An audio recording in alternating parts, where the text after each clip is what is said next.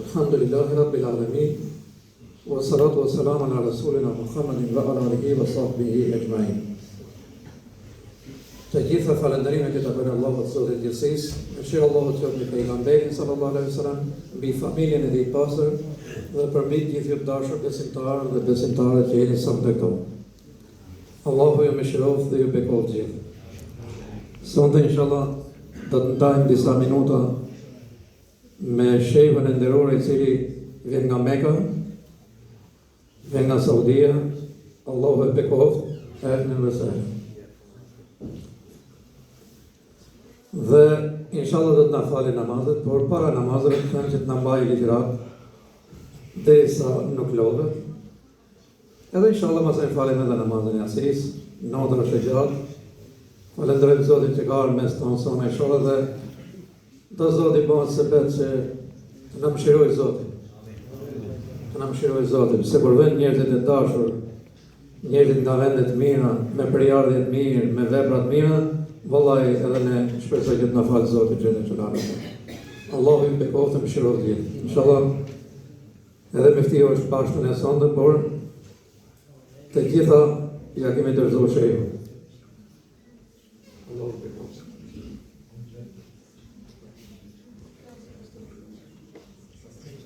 بسم الله الرحمن الرحيم الحمد لله رب العالمين وصلى الله وسلم على نبينا محمد وعلى آله وصحبه أجمعين أما بعد السلام عليكم ورحمة الله وبركاته.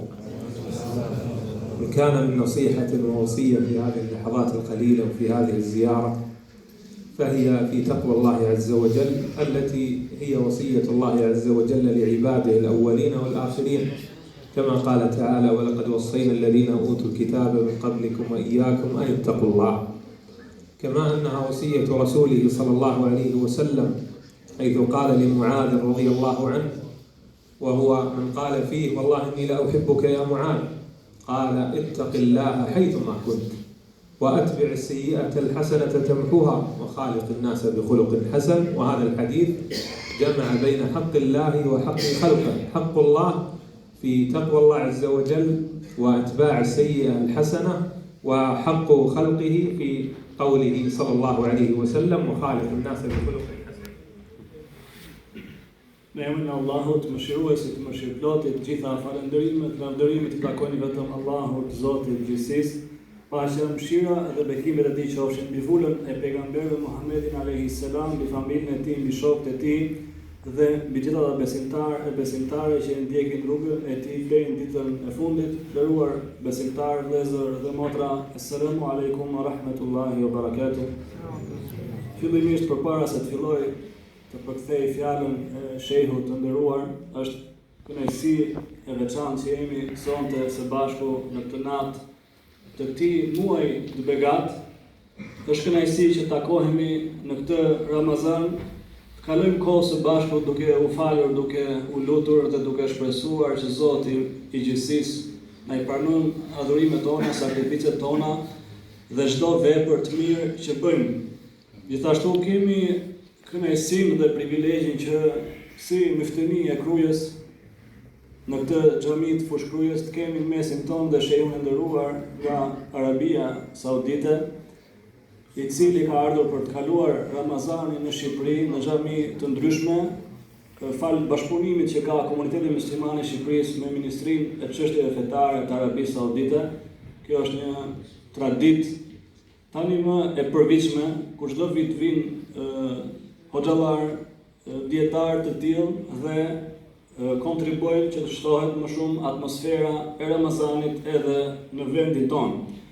Përsa I përket fjalës së shehut, tha që këto çaste, këto minuta së bashku dua t'i kalojmë duke ju porositur veten time dhe ju në lidhje me devotshmërinë, takvan, sidomos në këtë muaj të begat Ramazanit. Dhe kur flasim për devotshmërinë, ajo është porosia e Zotit, urdhri I Zotit për të parët dhe për të fundit e kësaj bote, si thot në Kur'anin famular që ne I kishim porositur ata që ishin përpara jush, atyre që u dha libri dhe juve që ti friksoheni Allahut, që ti ruani kufitë e Zotit gjithësisë. Gjithashtu takvaja dhe devotshmëria ishte porosia e pejgamberit alayhis salam që i dha Muadhit radiallahu anhu, kur i tha që o Muadh, unë të dua ty për hir të Allahut, prandaj i dha porosin, friksoju Allahut kudo që t'jesh. Punën e keqe pasoje në jetë mirë, që ta fshi atë të keqen dhe sillu me njerëzit me moral të mirë. Në këtë porosi, ai përmlodhi mes hakut të Allahut dhe që është devotshmëria ndaj tij, ruajtja e kufive të tij dhe hakut të njerëzve që është sjellja e mirë me krijesat e Zotit.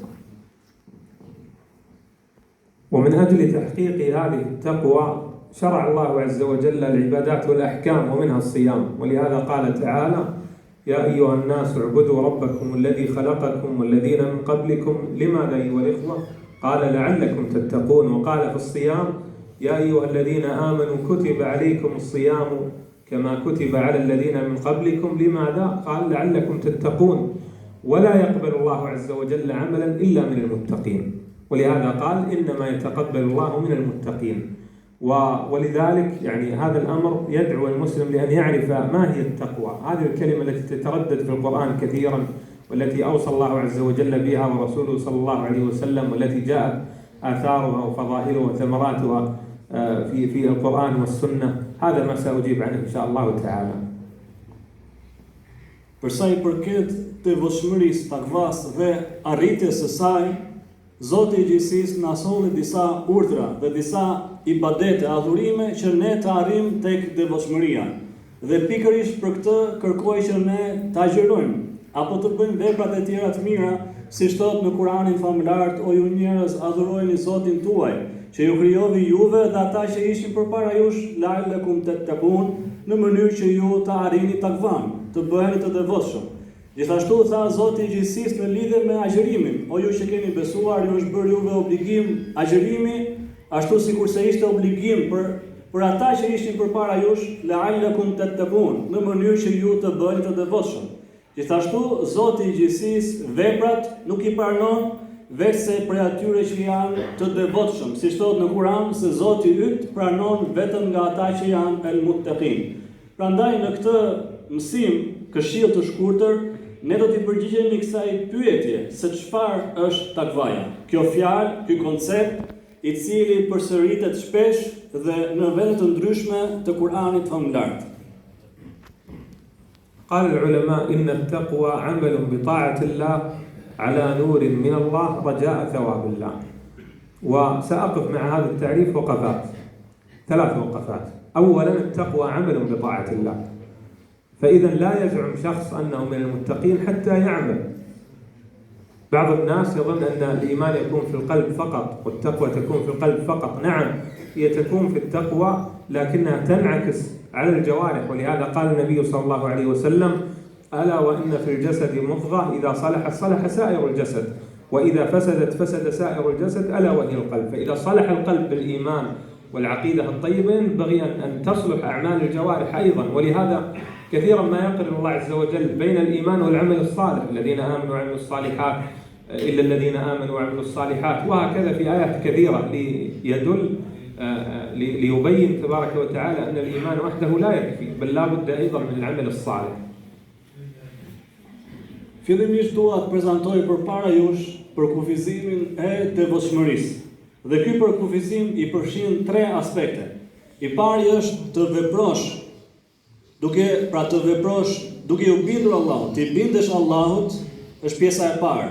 Ti bindesh Allahut me atë që ai të ka urdhëruar është pjesa e dytë, dhe e treta duke shpresuar shpërblimin tek Zoti i Gjithësisë. Pra që do të thotë se takvaja, devotshmëria nuk është thjesht një pretendim me fjalë, por ajo është